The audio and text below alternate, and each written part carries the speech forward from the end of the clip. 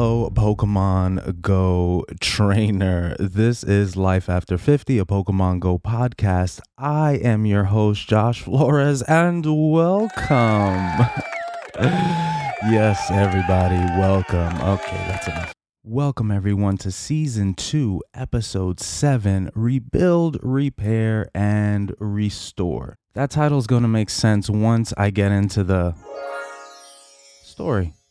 So I don't know if you know or not, but there's a new Pokemon game coming out for the Nintendo Switch probably this November. And after learning a little bit about it, I started thinking about my previous collection, my collection of competitively viable Pokemon and where that went. And to be honest, it was stolen. Yep, straight stolen. See, what had happened was I had gotten into some trouble. And because I got into some trouble, I had to have my car towed. Inside my car was my Game Boy Advance, whatever it was at the time, and every single competitively viable Pokemon that I've ever had transferred through the generations from game to game in that one single game. I believe at the time it was Omega Ruby Alpha Sapphire. I went with my dad to the impound lot to get my car out of tow, and once we did, I realized that my game, my case, my charger, other games, whatever I had in that DS case was gone. Also, there was some money missing in the center console, but I would have rather the money and whatever else missing instead of that collection. When we went to pick up my car, that was the first thing that I went to. I went to the back seat because I knew exactly where I kept it because I always keep it in, or I kept it in the same exact place. And I thought maybe throughout the towing, maybe the car was being moved, something, and, you know, maybe the contents were shifted, and I looked everywhere. It was nowhere to be found. Yeah.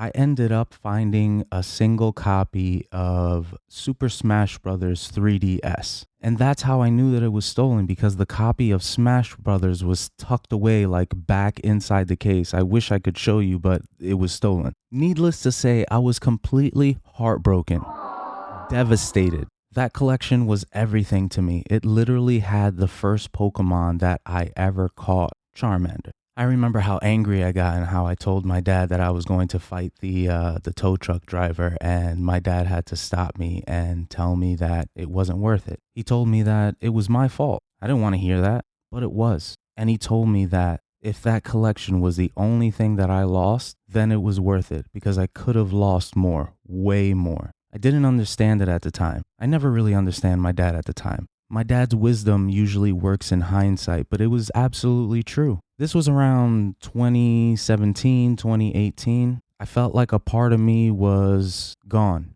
I felt like my humanity was ripped away from me. I've spent years creating all of those Pokemon, having everything at my fingertips, just to have one guy just take everything from me. Until I realized that guy didn't really steal anything from me. Because of the mistakes in my past, I created the opportunity to give up my collection. I gave it up to be the person that I wanted to be, that other person. And for a while, I didn't like myself. For a while, I didn't even know what to do. What was I supposed to do? Get another main series game and start from the beginning? It wouldn't be impossible, but it would always be a reminder that I got. Thing is, when I don't have Pokemon in my life, I just always feel lost. And although I was able to get my car out of impound, I ended up having to sell it. And the privilege that I had of driving, gone. Now replaced with walking, buses, trains, and any other kind of public transportation. But after some time, I had to stop feeling sorry for myself. And even though I didn't have a car anymore, I was generally a happy person. But there was something missing. And so I had this idea. Wait, if I'm walking and I have this need to catch Pokemon, there is a game for that. And I said, you know what? I may not have the main series games right now, but in the meantime, I'll rock with this Pokemon Go. And here we are. Yeah. Yep. But there is always a part of me that misses the main series games. Basically, what I'm trying to say is this November, there will be no podcast. What? Okay. Yes, I did. No, just kidding. There's still going to be a podcast, obviously. I just wanted to tell you that I am going to try to get back into competitive VGC content. No, not content, but battling in general. I mean, I love the PvP system in here, but I love what the PvP system could be, not actually what it is. Anyway, after getting back into Pokemon Go, I took it from there and I don't regret it. And the good news is that I can always get back to competitive online VGC. But seriously, look up the trailer to Legend ZA. It is going to be... All right, trainer, we are going to get into everything that's coming up next week, you know? So let's get into that right now. Celebrate Pokemon Go City Safari Mumbai with Pokemon Fiesta at Phoenix Palladium. That's going down March 29th and March 30th, 2025. So that's Saturday and Sunday. That's going down in Mumbai. If you're interested, it's going down from 11 a.m. to 9:30 p.m. Also, my bird is screaming in the background, so there you go. You can look forward to the following activities: Pikachu Dance Show, Stamp Rally, Pikachu Meet and Greet, Pokemon Minigames, Pokemon Go Booth, photo opportunities. Okay, but what about the spawns and stuff? Well, it says that in 1-star raids, you're going to have Pikachu wearing a Sari and the Pikachu wearing a Kurta. Timed research will be available for those in Mumbai, I believe, only, and it will award 1 incubator, 3 Pikachu wearing a Sari stickers, encounters with Pikachu wearing a Sari, and more. The only reason why I thought this was relevant to mention is because of the bonus for the participants. It is 2 times buddy catch assist chance. Which for me is interesting because what does that mean? Does that mean that the ball bounces twice? Does that mean that the ball just has another chance to bounce back? Or when the Pokemon is caught, do you get a higher rate of a catch rate? Or does it lower the catch rate? I'm sorry. I don't know, but that for me was the interesting part about this whole thing. I know the Mumbai thing doesn't really apply to most people, but I thought that bonus was interesting because this is the first time that I've ever seen 2 times buddy catch assist chance, which makes me think that they're using this to do something with the buddy system to revamp it. So maybe it's a clue, maybe it's not. Maybe I'm just looking into it. But the events that are coming up after that, so that's Saturday and Sunday. But the closest thing, I guess you're going to have vanilla spawns for 2 days. But Tapu Lele will be coming out, and that will be... Tapu Lele will be coming out, but then it'll have a raid hour Wednesday, April 2nd, 6 p.m. local time. Tapu Lele is a psychic and a fairy type. If you are raiding Tapu Lele, it is in raids for the Hundo, it is 1996, and for weather boost, it is 2496. Fun fact about Tapu Lele is that is the first Shundo I ever had. I mean, I only have 2 Shundos, but there you go. I guess I'll put it on screen. There you go. Tapu Lele, Shundo, maxed out. It was putting in work in the last season of the Master League, but now it's with Shadow Claw Kyurem, it's not pulling its weight anymore, which is, that's fine. But for Tapu Lele, you're going to want to use Steel, Ghost, and what is its other weakness? Poison. Ghost, Poison, and Steel. Those are going to be its weaknesses. If you want to build a Tapu Lele, which I don't really, not anymore. I guess you could use Astonish. I like using Focus Blast and Nature's Madness. Nature's Madness is a legacy move, meaning you can only get it from raids when they say that it is available. For the Tapu Bulu out in raids, I do not believe that it is going to have its legacy move of Nature's Madness. So that's a bummer.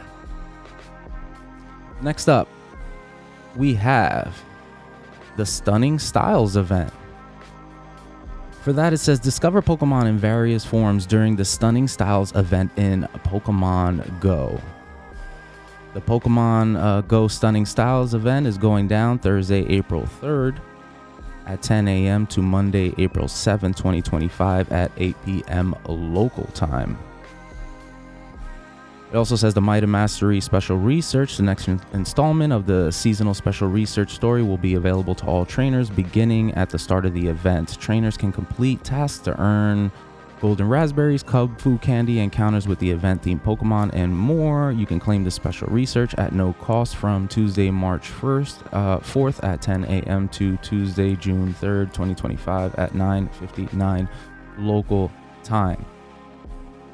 Special research is coming to Pokemon Go trainers everywhere. The special research story, A Striking Shadow, will be available to all trainers for free starting April 3rd, 2025 at 10 a.m. local time. Trainers who complete the special research will earn an encounter with the mythical Pokemon Marshadow. This special research will not expire, so you will be able to complete it at your own pace. Excuse me.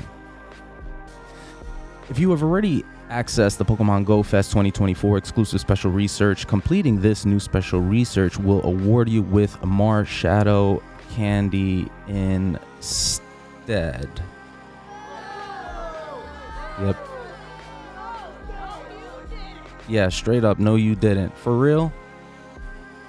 So when you pay for these mythicals in advance, that's all you're paying for is the advance. You can get these mythicals afterwards. You know what? Just because let's show my garbage IVs from my Marshadow on the screen right now. Go ahead.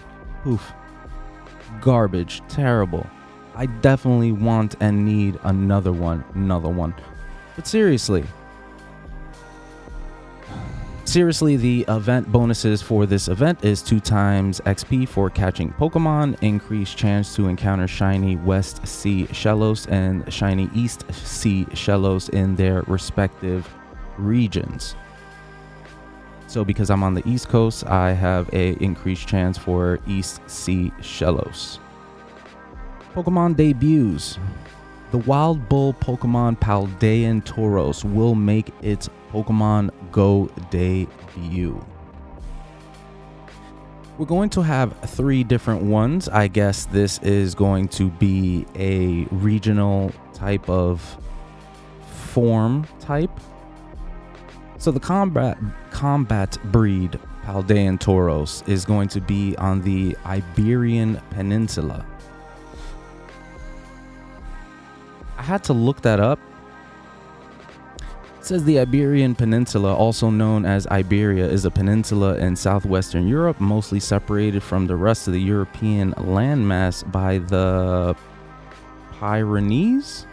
It includes the territories of peninsular Spain and continental Portugal, comprising most of the region, as well as the tiny adjunct of Andorra, Gibraltar, and pursuant to the traditional definition of the Pyrenees as the peninsula's northeastern boundary, a small part of France, with an area of approximately 580,000. You know what? It doesn't matter. What matters is the etymology of no, seriously. But that is going to be where you can find your combat breed, Paldean Tauros, in the Iberian Peninsula. In the Eastern Hemisphere, you're going to get access to the Blaze breed, Paldean Tauros. And in the Western Hemisphere, you are going to have access to the Aqua breed, Paldean Tauros. I actually looked up their just a little bit about them. I thought it was interesting I mean, for the combat breed, it just says the combat breed of Paldean Tauros has short, rounded, almost straight horns, and his mane and tails are shaped similarly to Cantonian Tauros. Combat breed Paldean Tauros is known for its thick, powerful muscles and aggressive nature. Thanks to its muscular body, it is skilled at close quarters combat, able to use its horns to strike at an opponent's weak spots. So that's going to be for the Iberian Peninsula. For the East Hemisphere, you are going to get access to the Blaze breed, like I said, and the Blaze breed of Paldean Tauros has sharp horns pointing toward and bent at right angles. Its mane is spiky with streaks of red, and its tails are intertwined. Blaze breed Paldean Tauros earns its name from the hot air it breathes from its nostrils. When channeling its fire energy, the bumps and horns on Blaze breed Paldean Tauros' head will glow red. The horns can reach a temperature of over 18,000 degrees Fahrenheit or 1,000 degrees Celsius, causing anyone gored by them to suffer both wounds and burns. And I'm just going to throw in there death. Aqua breed Paldean Tauros has horns that usually point upward but can rotate backward. Each horn has two round bulbous forms and a hole on the tip. Its mane flows downward and is shaped like a beard. With 5 teardrop-shaped blue accents on it, its tails are usually straight but can bend to form a propeller shape, which aids in its swimming. Aqua breed Paldean Tauros is recognized for its high body fat, which allows it to float easily in the water. It swims by unleashing high-pressure jets of water from its horns, as well as using its tails to propel itself. It can use the same water jets to pierce right through an enemy it hits. The bumps and horns on Aqua breed Paldean Tauros' head will glow light blue when it attacks. Yeah, pretty good Pokemon. I mean, for the wild encounters for this event, it says the following Pokemon will appear more frequently in the wild. Additionally, cast form will appear more frequently in their respective weather conditions. So you're going to have the wild encounters of cast form, sunny cast form, rainy cast form, snowy cast form, plant cloak Burmy, sandy cloak Burmy, trash cloak Burmy. All these Pokemon can be shiny. Again, the cast form will be boosted in its specific weather. So if you have sunny weather, you're going to have more sunny cast form running about. In raids, the following Pokemon will appear in raids. If you're lucky, you might even encounter a Rockruff that can evolve into dusk form like in Rock. In 1-star raids, you're going to have West Sea Shellos in the Western Hemisphere only, in the East Sea Shellos in the Eastern Hemisphere only, and then Esper and Rockruff. I thought I could raid for West Sea Shellos, but I guess I'm going to need my friends on the West to help me. Or West, wait, what? Yep. In 3-star raids, you are going to have Combat breed Paldean Tauros, Blaze breed Paldean Tauros, Aqua breed Paldean Tauros in their respective hemispheres. So if you want to raid for the one that isn't in your hemisphere, you are going to have to make friends with someone from the other side of the world. You're going to have in 3-star raids Decidueye, which can be shiny, and Hisuian Decidueye, which can be shiny. The Tauroses cannot be shiny at the moment. There will be field research task rewards by completing event-themed field research tasks. There will also be a timed research that will award you 10 Cubfu Candy encounters with event-themed Pokemon, including Clamperl, Esper, and Morpeko. 1 additional candy for successfully catching Pokemon after completing the timed research. Increased chance for trainers level 31 and up to receive Candy XL for successfully catching Pokemon after completing the timed research, and more. And more being the paid time to research for $2 or the equivalent pricing tier in your local currency. You'll be able to access the event exclusive paid time to research. And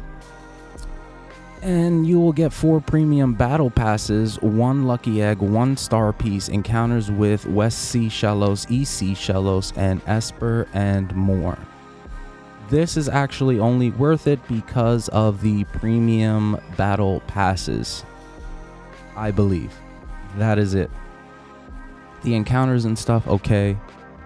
I believe Esper has the 1 in 64. I don't know about the shiny odds on the Shelloses. But I believe this is worth it just for the battle passes alone. And obviously you will have Pokestop showcases and Go Web Store Ultra box. Honestly, if you are thinking about purchasing anything off of the Pokemon Go app itself, first go to the web store. It might take a couple more seconds, but the value is always better. Oh, and real quick, thank you. Thank you to anyone watching. Thank you to anyone listening. Thank you for supporting the show. Thank you, New Tony, for the bug out ticket that you gifted me. We're going to put that on screen. Poof. That was awesome. That is amazing. I'm definitely going to make the most out of this ticket, and just, you know, let's make the most out of what's coming up after the whole Tauros thing. And that's going to be Mega Audino. And Mega Audino makes its Pokemon Go debut in a raid day. Like we had the Absol, we're going to have Mega Audino raid day, and that's going down Saturday, April 5th, 2025 from 2 p.m. to 5 p.m. local time. Mega Evolve Pokemon debut. The following Pokemon will make its Pokemon Go debut in Mega Raids. Mega Audino. I'm sorry. I know some of you are like, Mega Audino, like what? Like, who cares really about that? I do. Okay. The event bonuses: remote raid pass limit increased to 20 from Friday, April 4th at 5 p.m. to Saturday, April 5th, 2025 at 8 p.m. PDT. Receive up to 5 additional free raid passes from Spinning Gym photo discs for a total of 7 if you save the one from the day before. Increased chance of encountering shiny Audino from Mega Raids. Attack availability update. Starting with the event and continuing afterwards, Audino will be able to learn the charge attack Moonblast. Why? It's because Audino, when Mega Evolved, I believe is a normal and fairy type. Moonblast in trainer battles does 110 power, in gyms and raids does 130 power. When you are raiding Audino, the perfect CP for raiding Audino is 961. With partly cloudy, that's your weather boost, it is going to be 1201. So 961 non-weather boosted, 1201 weather boosted. I do not recommend using Audino for, like trainer battles, but if you did, in the Great League, you would want a 0-15-13. In the Ultra League and Master League, you would need a perfect one. Audino only goes up to 1902. I know this because I have one. I best buddied a perfect one, and I thought it was going to go a little bit higher, and it didn't, but I maxed it out anyway. Why don't we put that on screen? Poof. Best buddied Audino, just ready to go. Hundo Audino.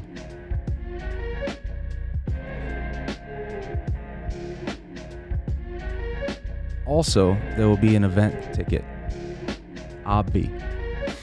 For $5 of the equivalent pricing tier in your local currency, you'll be able to purchase a ticket that grants you the following bonuses: 8 additional raid passes from Spinning Gym photo disc for a daily total of 14. Increased chance to get Rare Candy XL from raid battles, 50% more XP from raid battles, 2x Stardust from raid battles.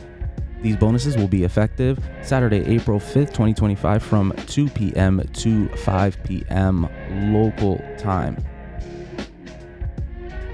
Obviously, there will be some timed research. That timed research will give you 10,000 Stardust, 1,000 additional Stardust for completing a raid battle for a total of 2,000 Stardust, 3,000 Stardust with the event ticket, and more. Again, go to the web store for the bundle, but one of the things that you really want for this event is just catch the Audino, put on a star piece, make sure a star piece is on the entire time. If you have to roar of time it, then you have to roar of time it, but you are going to have a star piece on the entire time. Audino gives you the most Stardust out of any Pokemon you can catch. That's 2100 off the rip. If you are catching it in weather conditions, I don't know, it's probably like 2400 or something like that. Look, just catch the Audino. Catch as many as humanly possible. Is Audino going to be useful for anything? Probably not. I hope so, because I love fairy types, and this Pokemon turns into a fairy type. So either way, catch every Audino you can possibly catch. It is a pain in the neck to catch, but it is what it is. Next up, we have a Tyrogue Hatch Day. Apparently that's going down Sunday, April 6th. So you're going to have the Mega Audino Raid Day on the 5th, and then you're going to have a Tyrogue Hatch Day on the 6th. I do not have any information for this Hatch Day, but let's pretend that you are going to have, I don't know, half hatch distance.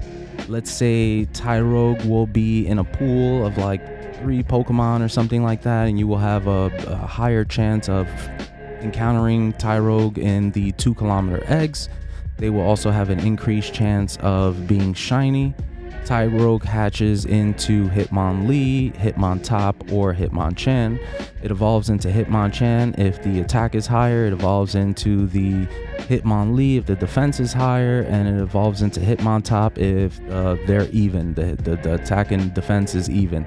That's probably all wrong, but it's kinda in the right. Like I said, we're gonna pretend. So let's pretend like I'm right. Also, you're going to have a bonus for hatching Pokemon. Every time you hatch a Pokemon, let's say you get more Stardust. I don't know, do you want more Stardust or more XP? Whatever you want, we'll put it like that. If you're leveling up, you want more XP. If you're me, you want more Stardust. You always want more Stardust. Even if you're leveling up, you should want more XP Stardust, because you can cap out at XP, but Stardust, not that you can cap out at XP, but you know what I'm talking about. Anyway, let's pretend that what else is going to be in this? For wild spawns, you're going to have Hitmonchan, Hitmonlee, Hitmontop. Let's say that they're also going to have a, thing. Those are going to be my predictions, because there isn't information about this event just yet. So those are going to be my predictions. If you don't like them, I don't know what to tell you. Yes, I do.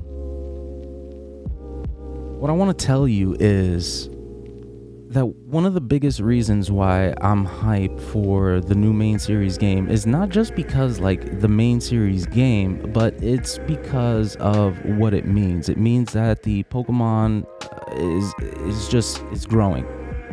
It's going to be here for a very, very long time. Not only that, but everything that comes out in the main series games for the most part comes out for Pokemon Go. Yeah, it comes out 14 years later, but it still comes out. Now, if we take a look here, we have this from PokeLeaks. It says we're getting some new Mega Evolutions.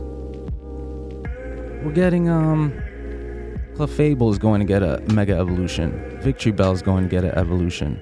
Starmie, Dragonite, Meganium, Feraligatr, Frostlass, Emboar, Excadrill, Venipede, Scrafty, Chandelure, Chestnut, Delphox, Greninja. Hold on.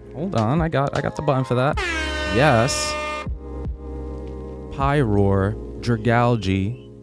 What is this? Eternal Flower Floette, Barbaracle for some reason. Zygarde, Drampa, Phalanx, and what was this? Zeraora. All getting Mega Evolutions, and I believe that's only 23 out of 27. I mean, it's going to be insane. Shout out to Monique with the Shundo Feraligatr, definitely. Oh no, that's not the button. There we go. And then a little bit of this. Straight up. You know? Put that on screen. Oof. Shundo. Well, it's not a fur alligator yet. Is it? On screen, it's not no, I think it's still a totodile. She most likely evolved it. But yeah, that's what it's going to be. That's the future for Pokemon. That all these Pokemon and more are getting mega evolutions. The community is growing. The game is growing. I don't know. It's everywhere, this game. It's infiltrated everything. Like the franchise has infiltrated everything. And I couldn't be happier.